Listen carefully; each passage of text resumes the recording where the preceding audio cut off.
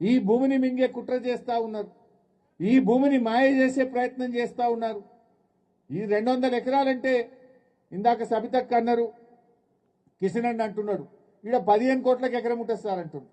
అంటే ఈ 200 ఎకరాలు అంటే 3,000 కోట్ల విలువ కలిగిన భూమి.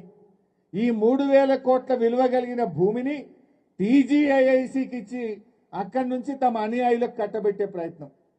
మొన్ననే వచ్చిందట ఎవరో మద్రాస్ కేలి బంటి చెప్తుండే, లీలా హోటల్లో చాలా లీలాలు జరిగినాయి అని చెప్తుండే. కేరళకేళ ఎక్కడి నుంచి ఎవరు వచ్చి భూమి చూసిపోయిరట ఆల్రెడీ. కేరళకేళ కొందరు వచ్చేసి ఇదంతా దిగిందట, చూసిందట, లీలా హోటల్లో దిగిందట, కొంతమంది మనోళ్ళు పోయి మాట్లాడిందట. సో అయితే మనోళ్ళు అంటే మన పార్టీ వాళ్ళు కాదు, ఇక్కడ ఉండే ఎమ్మెల్యే గారు, ఇక్కడ ఉండేటువంటి నాయకులు, కాంగ్రెస్ నాయకులు పోయి వాళ్ళతో మాటలు ముచ్చట్లు అయినాయట. నేను అంటున్నా, రేవంత్ రెడ్డి గారు ఈ మార్కెట్ కడితే ఇక్కడ దాదాపు రోజు 25-30 వేల మంది రైతులు వస్తారు కదా. రోజు 25,000-30 వేల మంది రైతుల భవిష్యత్తు ముఖ్యమా? నువ్వు ఈ భూమిని 4 కంపెనీలకో 4 దళారులకో అడ్డదారిన కట్టబెట్టడం ముఖ్యమా? ఏది ముఖ్యము? ఒక ముఖ్యమంత్రి దళారుల కోసమో వ్యాపారుల కోసం పనిచేస్తాడా? లక్షలాది మంది రైతుల భవిష్యత్తు కోసం ఆలోచన చేయాలన్నా ముఖ్యమంత్రి? ఇప్పుడు నువ్వేం చేసినావు? ఈ భూమి టీజీఐసికి ఇస్తా, ఆన్నెన్నో గుట్టల పొన్న దిల్ భూములు ఉన్నాయి, ఆడ మీకు ఇస్తా అని అంటుండట. ఆ దిల్ భూముల సంగతి తెలియదా మనకు?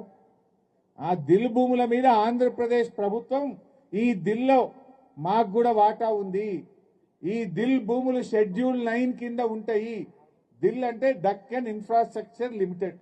ఇది ఏపీ హౌసింగ్ బోర్డులో ఒక సంస్థ. దిల్ ఏపీ హౌసింగ్ బోర్డులో భాగంగా ఈ దక్కన్ ఇన్ఫ్రాస్ట్రక్చర్ లిమిటెడ్ అనేటువంటిది కూడా ఒక ప్రభుత్వ కార్పొరేషన్.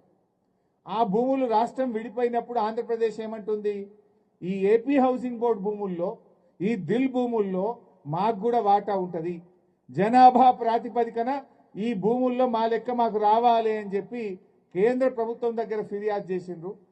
మన తెలంగాణ హైకోర్టులో కూడా కేసేసి ఒక ఆర్డర్ తెచ్చిండ్రు. ఇలా థర్డ్ పార్టీ ఇంట్రెస్ట్ను క్రియేట్ చేయొద్దు, థర్డ్ పార్టీకి భూములు కేటాయించొద్దు అని హైకోర్టు ఆల్రెడీ ఆర్డర్ ఇచ్చింది.